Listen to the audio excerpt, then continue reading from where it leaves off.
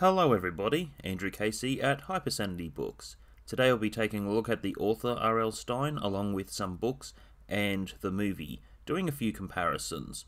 Otherwise I'll be touching on 10 tips that may help you with your writing.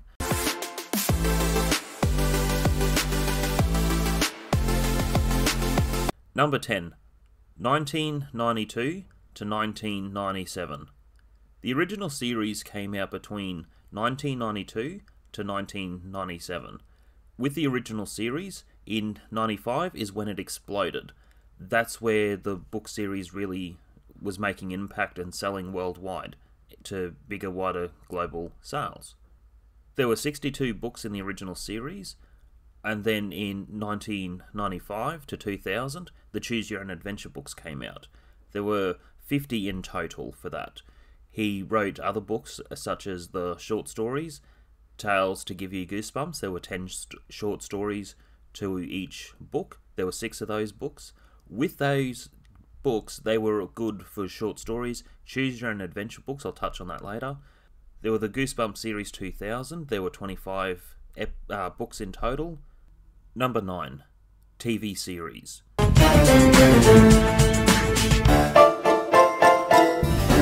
I didn't like the TV series. At this time, I was 10 years old. I was reading mostly Goosebumps. I got into Animorphs, other preteen stories. With Goosebumps, I loved it, loved the book, and it was an escape.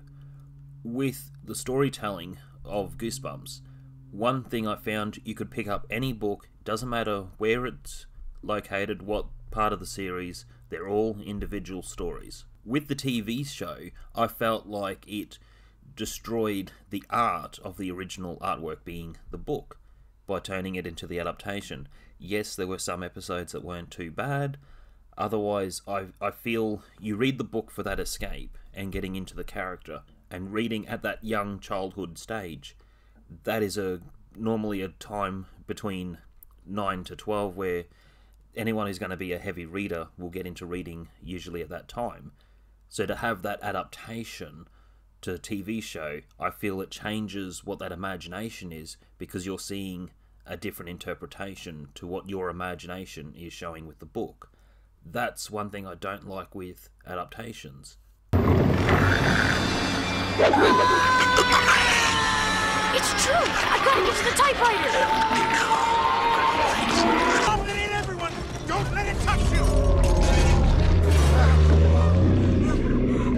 We need to get to higher ground! Number 8. Jack Black. And they were talking to various people. I didn't know. I asked my son, Matt, I said, who do you think should play me in the Goosebumps film? He said, Morgan Freeman. Jack Black wanted to create the character from Ariel Stein. After meeting, Jack Black decided to make the character more like himself than to be Ariel Stein. Ariel Stein did like this interpretation. I felt like it was out of character to who Ariel Stein is. However, Ariel Stein loved the character, so my opinion doesn't matter in this case. Hello, Mr. Stein. Hello, Mr. Black. Number 7. Father and Son. Matt was like a little guy, and he was down on the floor trying on a green rubber Frankenstein mask. I mean, he's tugging and tugging, and I thought, what a great... I should have helped him, right? I should have helped him with the mask. Ariel Stein has explained in interviews, through different interactions playing with his child, that he was able to come up with different inspiration for writing Goosebumps. This is effective for your writing. If you are working on a book series, the interaction to the closest people in your life can help you with your writing. Number 6. Central Antagonist. Oh, shucks. You're giving me... Oh, what's the word? Goosebumps. Slappy worked as the central antagonist to the story. There were other sub-antagonists that worked through different parts of the story. I found that was useful for the different conflict. Though as the central antagonist to the manipulation, I find this character works well for the central antagonist to the collective group of monsters. With the Slappy character, this also helped to having the character lead on into other stories. In the original series, there was Night of the Living Dummy 1, 2, and 3. Then there was the series 2000 with Bride of the Living Dummy. I also find there could be some inspiration drawn from Chucky. Though within this channel, we're not going into deep details about those other creepy dolls. This was written for the child audience. Pre-teens mostly is where Goosebumps is aimed. And I feel as an entry level to readers, the Goosebumps series is good because R.L. Stine also brings up this particular point. They could have been written when I was a kid because our fears never change. We're still afraid of the dark, afraid something's lurking under the bed, afraid of getting lost. R.L. Stine has captured the hearts and minds of millions of young readers around the world. Number 5. Choose Your Own Adventure. There are not too many decent Choose Your Own Adventure books, especially for the young audience. I feel a lot of Choose Your Own Adventure books are written too simple, or they'll have the equation on the back cover to find what is the path to get to the conclusion. Some Choose Your Own Adventure books are so simple to read where you don't escape into the story itself. You're just trying to find the conclusion to each puzzle. With the Goosebumps Choose Your Own Adventure books, they were my favourite Choose Your Own Adventure books that I have ever read. And I'm being honest, if you do have any other suggestions for Choose Your Own Adventure books, please leave a link in the comment. I don't mind if you leave a link to another channel or anything like that. Or if you want to email me, andrewcasey@hypersanitybooks.com. With the Choose Your Own Adventure aspect, I find you draw into the story, into the setting, then you're trying to find the different paths within the story, and a lot of writing suggestions can come from this. That's one thing R.L. Stine did do well with the Choose Your Own Adventure books. I've read other Choose Your Own Adventure books, such as Ranger in Danger. I wouldn't mind working on trying to write some Choose Your Own Adventure books. I also feel there's another part where the Choose Your Own Adventure book is written more in the first person with some of the second person perspective in the book, which is normally depicted in Choose Your Own Adventure. Some Choose Your Own Adventure books are very heavily written in the second person perspective. Number 4. Basic advice. The beginning, the middle, and the twist. With the beginning, middle, and twist reference, it's a formula that's kept simple. It's not talking about the climax, it's not talking about elements of fiction. This is extremely simple advice, and this will apply to just about every horror franchise, just about every thriller, certain mysteries. I like this advice within the film, and for the target audience, it's a good way to inspire young avid writers. So if you are interested in learning to write and you are one of the younger viewers to this channel, definitely check out the Goosebumps movie. Number 3. Monsters through different book series. All my friends in one place. I've never been so happy.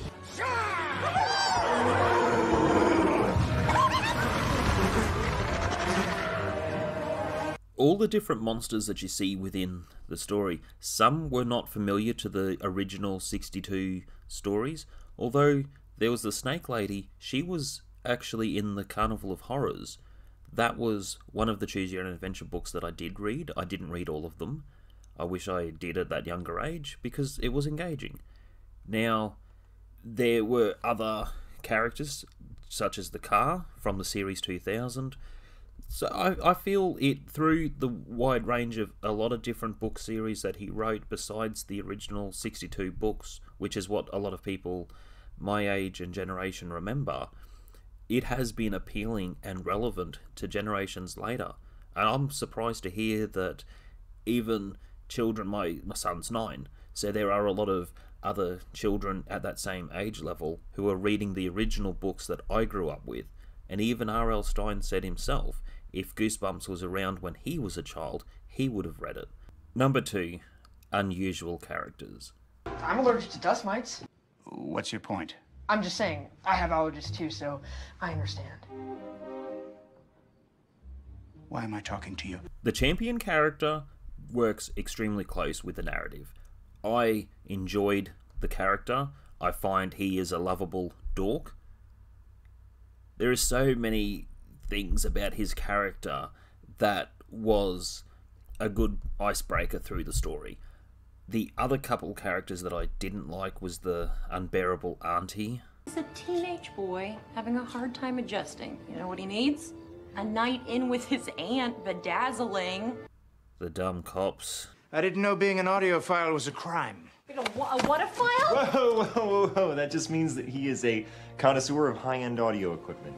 Yeah, so you can see my enthusiasm for the other characters. I understand as well it's a target audience that they're going for, but this is one of the things that I do have as a gripe.